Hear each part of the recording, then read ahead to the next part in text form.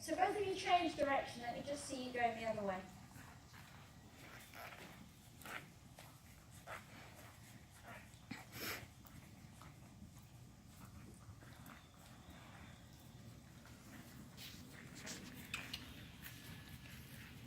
Oh yeah, your right side looks very different to your left.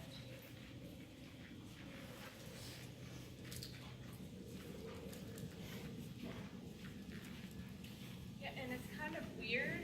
It's almost like, the best way I can explain it, and I think it's because of, proprioception. Like I literally, it's almost like a blackness on this side, and I have to focus on getting to talk to that. Joe Cooper. Yes, I mean there's several things that you can do that can make a big difference.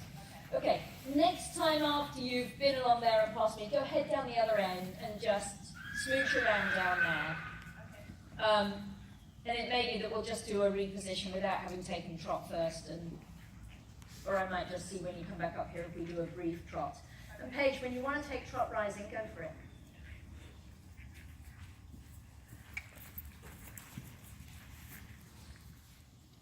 Okay, so foot back underneath you. Here's the knobbly in your ankle. So our aim is to line this knobbly up with your greater trochanter, which is going to be somewhere about here. So that will put your lower leg back there somewhere. Okay. Which is further back than you're used to having it, I think. And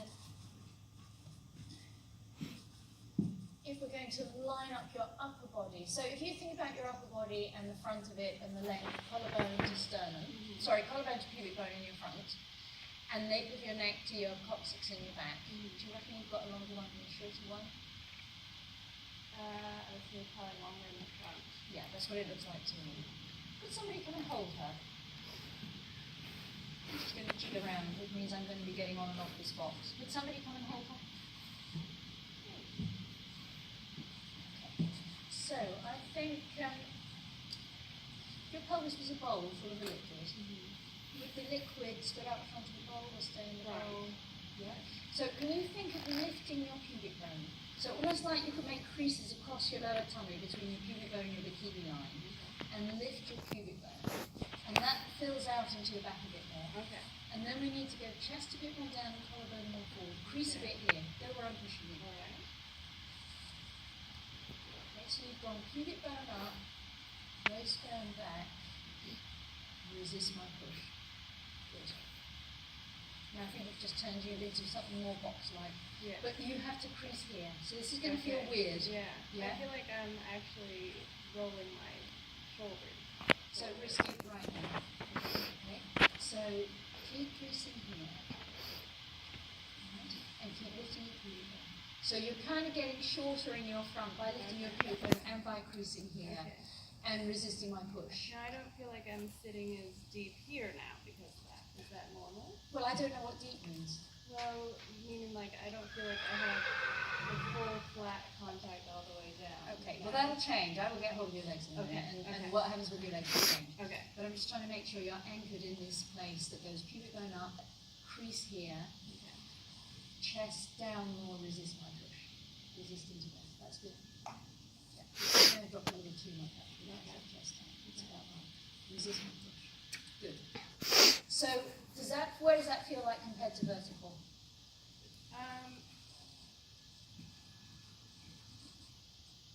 On it, ahead it, behind it? It actually, it feels vertical, but it feels like shorter. Shorter. Yeah. So it doesn't feel like you're a C-curve forward. You feel Not vertical quite. and shorter. Yeah. Okay. All right. Well, that's good. That helps us. So keep the crease here. So it's just like you're putting an extra crease in between the sternum and the sternum. Okay. Keep your feet in the stirrups and lift your legs up over the front of the saddle. That away. Other leg too. All right. So I'm hoping you can leave your upper body there. I'm going to bring down your legs. Okay. The tempting thing is going to be to lift your Yeah, chest I just and did that. that's exactly right. Well caught. Very well caught and well fixed. So I'm on the good leg here, so I don't have to worry too much about this leg, hopefully. And I'm just going to kind of test a little bit just to see how much is it moving the hip socket. Not a lot, but it does. Getting better as we go. Okay, and now I am going to take it, so I rotate in that that away. So my aim there, I'm not sure quite how well I did in getting the flesh in your thigh round to the back.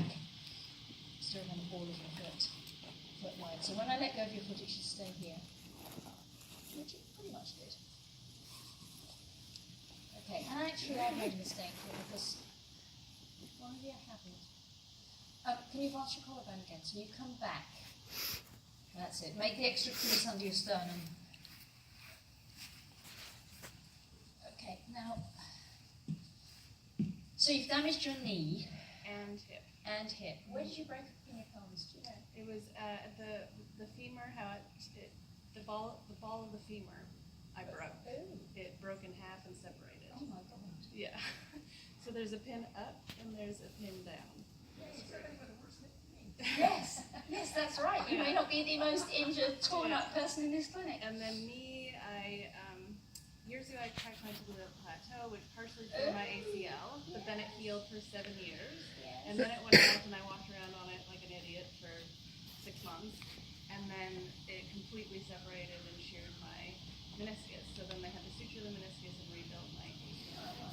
Yeah.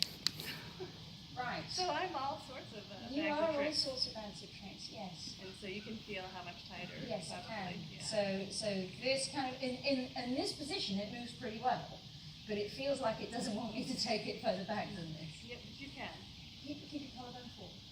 That's it. No, so it's going to come, not quite kicking and screaming, but we're going to do it, okay? So this doesn't hurt. So we're just going to try and put your knee on the saddle. That's it.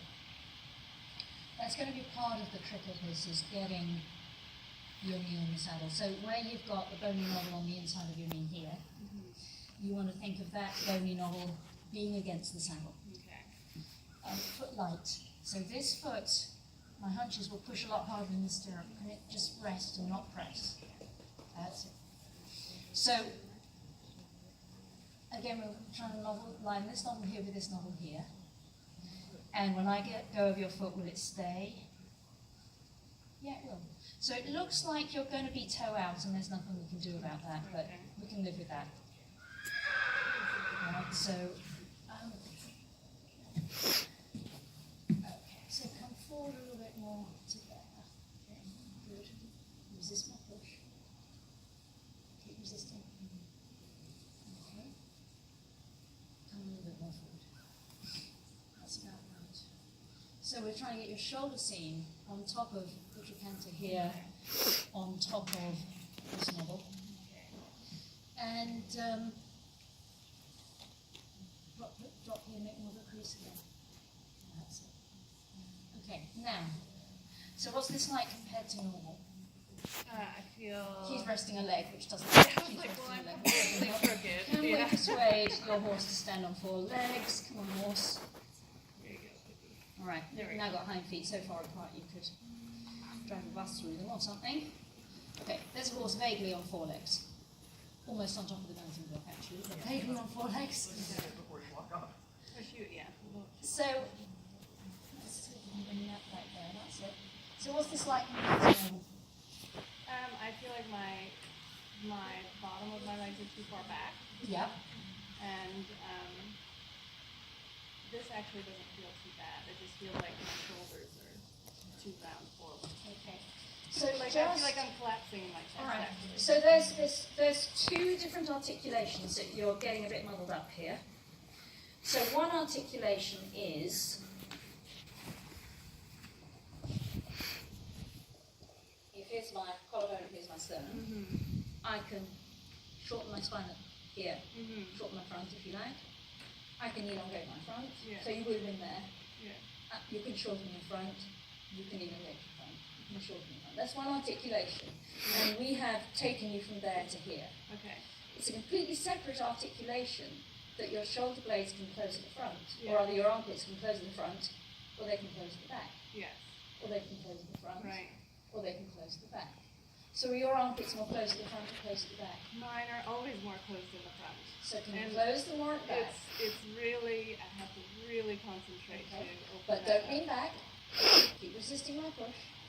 So here's a problem. Look, somebody comes along and says, Your really round shoulders, you need to lift your chest. And you do this.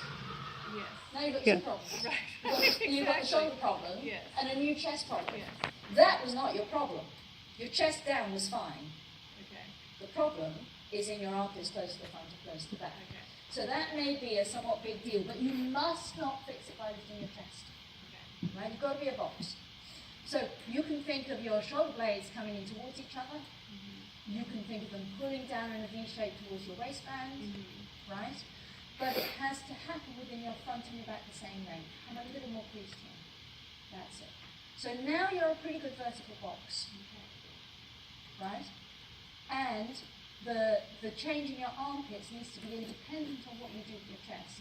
And to put it somewhat crudely, your chest gets to aim right now to her ears, the base of her ears. Okay, now I think I need to head you down the other end, and we stopped here again when you come back up. So just walk around up the other end. Okay. Okay? And move her legs a bit. And Paige, head on down here. So can you keep it as you walk on down the other end? And when you look in the mirror, really see if you can write parallel. Are they vertical? Am I a box? Or is one of them longer? And you want to just turn your head to look in the mirror. So you don't change anything else, you only turn your head. Okay. Yeah. And you've got a little bit too chest up. That's it, that's the right fix. Come a little more forward, resist my push a little bit more. Good. Okay, so let's do the next bit here. So this is where we put the core strength into this. So advance your collarbone a bit more. More. That's it, resist my push. So this starts to switch on your abs up here. And I'll probably say resist my push to you when we're going. Push my hands apart here. And let go. And better. And let go. Again, that up. Good. And let go. All right. Push into your sides. Push against you or Yep. Yep. And let go. And again. Good. And let go. So what you're trying to do here is kind of push against the wall so you really push the box. Down here, really think of it as pull your tummy into make a wall, push your guts against the wall. It's something very strong. That's push better. against you. Push Okay. against me. That's it. Make the sound. Make the sound. Okay, do both of those again and feel your tummy. See if you can feel it pushing to me as you do. Okay. Okay, good. Keep that up. Good. You do. So doing this and breathing is, one of the big hurdles that hopefully you can do, already do. Good. Good. So good way is doing this the whole time. So it's something you may or may not have wired in, but if you had it wired in, you probably were doing it without knowing you were doing it. And as you do it, you've got to keep forward and resist my push. Resist my. So really lean into it. That's it. So you can think of it Like coming into the wind or something. like lean into the wind, exactly right. The faster you go, the stronger the wind, the more the wind would blow you backwards, and you have to resist being blown back by the wind. Okay? So let's walk on and head left. Thank you. It's fine like this.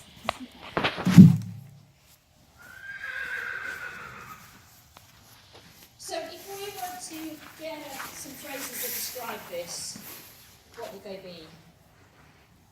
And you're doing it well right now. You've got a good vertical and a much better front and back.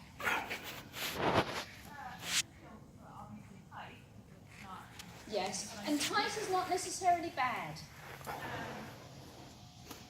And then, like, I actually feel like I'm leaning forward a little bit. Okay, so it feels like leaning forward. So, when you're down by the mirrors, you can double check in the mirror, and I think you'll find it's not. Okay, so what happened to you there? I came up. Yeah, so you came chest up, lean back, feet forward. Yeah. So she did most of those and you did water skiing. Yeah, exactly. Yeah. So I don't think you initiated that one. Either of you could have been the chicken or the egg. So that wasn't you that initiated, but ideally, she'd have pulled the rug out from under your feet and you would still have been vertical, you would have resisted the push, yeah? Your lower leg would have stayed there. So maybe she's going to shoot off in the same way in the same place, and if she does, can you be ready? Good. That's right. Keep thinking pubic bone up. So you've got to feel I have to think of it shortening. Yes, that's right. You are shortening your front. Yes. That is what you're doing. Yes. Yeah?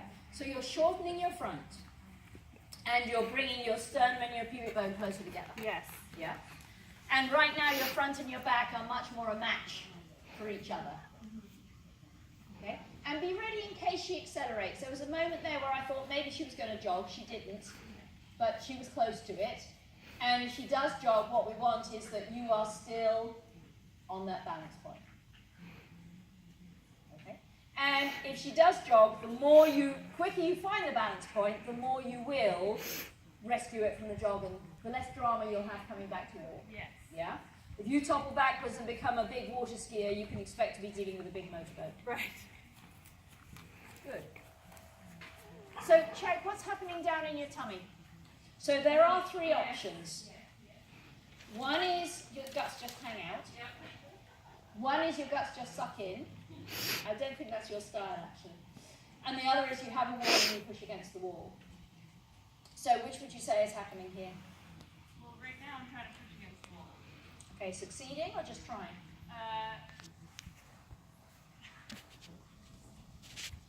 It's weak.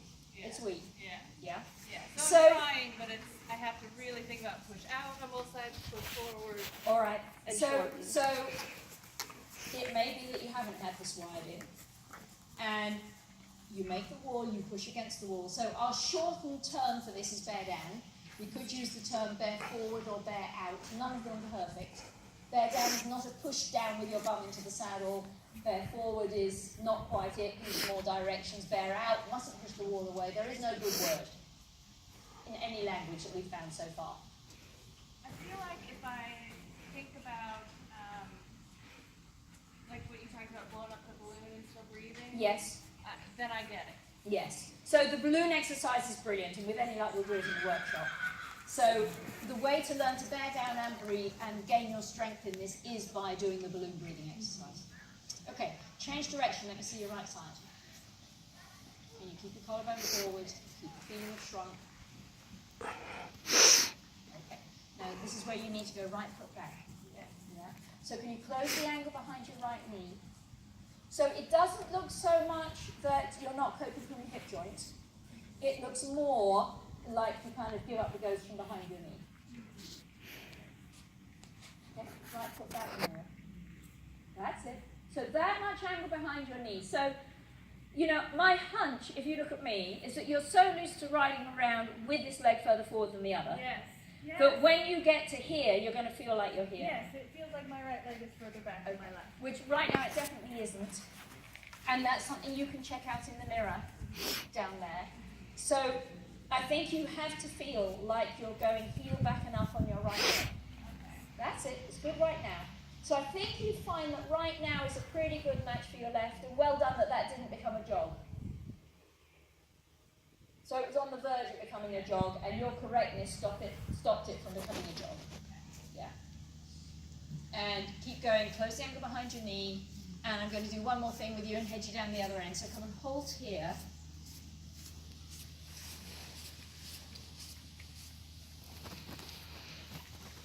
Now I have the feeling a little bit that I'm lifting up on my heel. That's fine, Okay. because you're used to being way too heel down and forward. Okay. Slip your foot out the stirrup a minute. Now, if this hurts, you have to scream, okay? And I'll go into this gradually, but I want you to push your heel back against this resistance. Okay? Push back against this. Good. Good. So it looks like you can push your heel back against this. It's been a lot of work, but yes. Yeah. So where do you feel the work? I just feel like it's so weak behind my knee, like those tendons. Okay. So behind your knee, this hamstring. Yeah, probably Yeah, too. So I feel like a little behind bit your of cramping almost Okay. here. But All right. So you feel it up there. yes, yes. Where else? And then right And here. right in there. And that just feels like weak. Yes. So you could do some kind of exercise with a band like this that involves chair legs and pushing back Okay, that would be into a chair leg or a table leg. Yeah, just in home in a way that helps you build strength here. Yes. Yeah. If I have something I can do that's also not on the horse. Yes, that's I'm one right. of those Makes a I'll do huge it a difference. million times. So you need to feel it up here, Okay. and And you need to be really trying to stick out the tendons behind your knee. So you've got the inside one, you've got the outside one. So I'm going to give you a stick. Head down the other end. Okay. Keep bearing down and breathing. Okay. See if balloon breathing, thinking of balloon breathing can help you do that. Okay. And, you know, look at both legs in the mirror. Okay. And keep asking the question, would you land on your feet? And can you, in your right leg, think of pushing back into the band? And I think you're literally going to have to feel that your right foot is further back than your left and more on tiptoe than your left. Sorry? You could go a hole up. Yes, you're borderline on stirrup length. But you don't shorten your right stirrup compared to your left. So they either both go up a hole or they don't go up a hole. But they could go up a hole. Okay? But right now this is really good, your right leg. Okay, so Paige, what am I going to... Okay.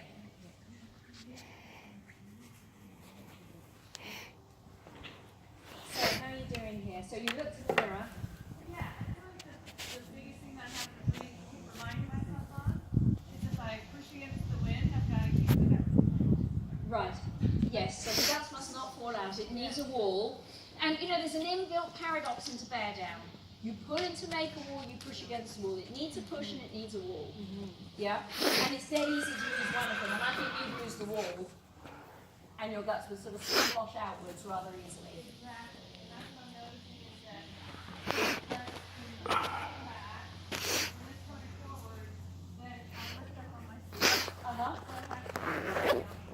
So that's not what... to round it back to square. That's right. So we want you to lift your pubic bone. We don't want you to lift your tailbone. Yeah. Yeah? Okay. And walk on a little bit more. And who's in control of the speed of her legs, you or her? Me. Okay.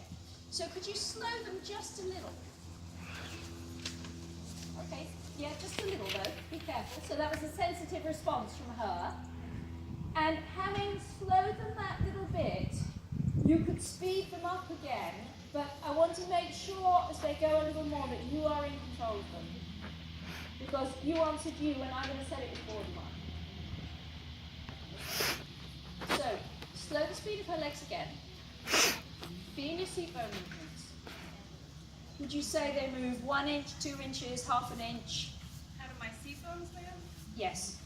How much do your seat bones move? You're going to say 1 inch, 2 inches, half an inch? Half an inch. Okay. All right. Advance your collarbone. Okay. Walk on again. How much would you say your seat bones move? Oh, I don't see that. I see way more than they were moving before. So this was like your whole pelvis was going loop, loop, loop, loop. This is way, way more pelvic movement. Is there more movement than there should be? Yes. Okay. But a long way.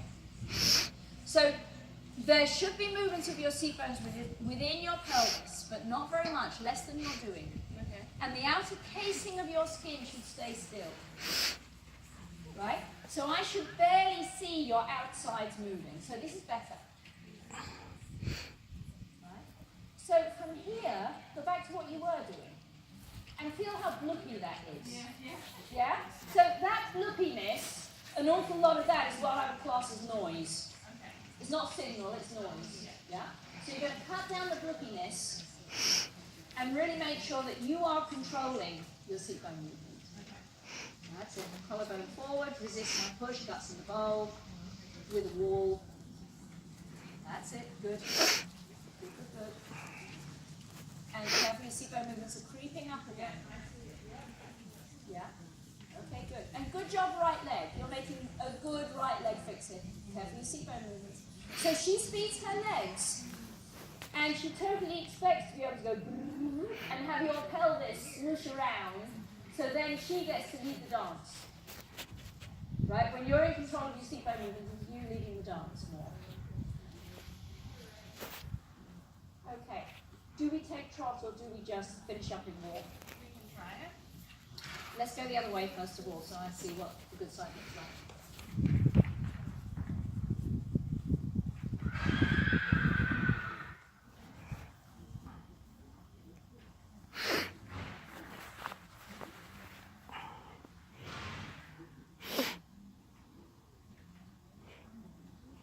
Okay, so we're just going to do around the zone of trot rising. And just see what we see.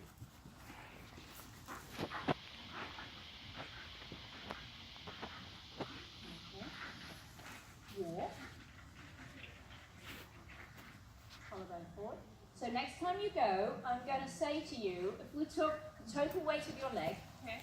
what percentage of that weight is taken in your thigh and what percentage of that weight is taken in your foot? Okay. So trot again with that question in your mind. Okay.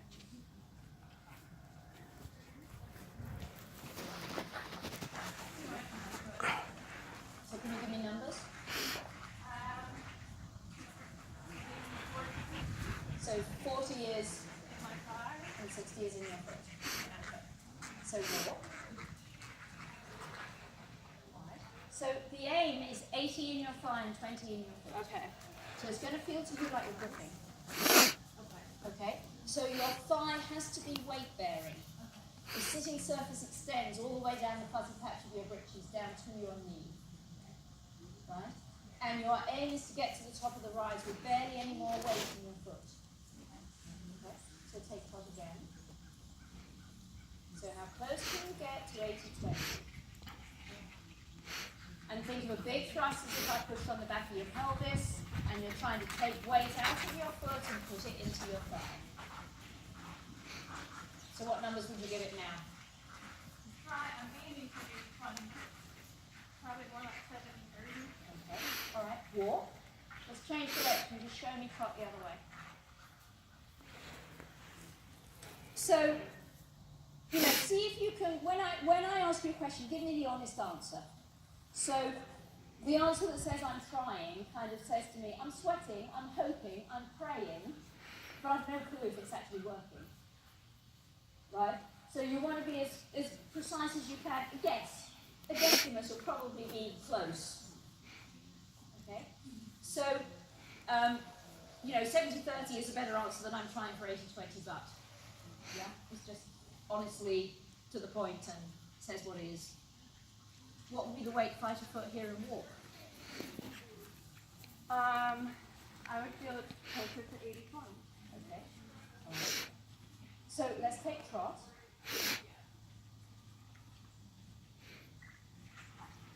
So the next beat change of diagonal. Okay. And could you make a bigger thrust and keep aiming for 80-20? Alright. And come back through to walk. Oh, she feels better now. You started off with pretty good control of your right foot and it started to go as you kept going, right? And we'll start tomorrow looking at rising trot mechanism because it's a hard tool, I'm afraid. Big part of the deal. But basically, well done. And by all means, write things down, draw yourself some pictures, make some notes, you know, see if you can get clear in your head. I wonder if also shortening the stirrup hole tomorrow might make it a bit. Yes, it might make it easier. I mean, you can certainly go up one. Okay. Yeah. You know, you are within the sphere of okay, but I think up one will be easier. And as long as it doesn't hurt your knee, and we're not putting you in pain by doing it, I think it would be a good idea. Okay. Good job, well done. Thank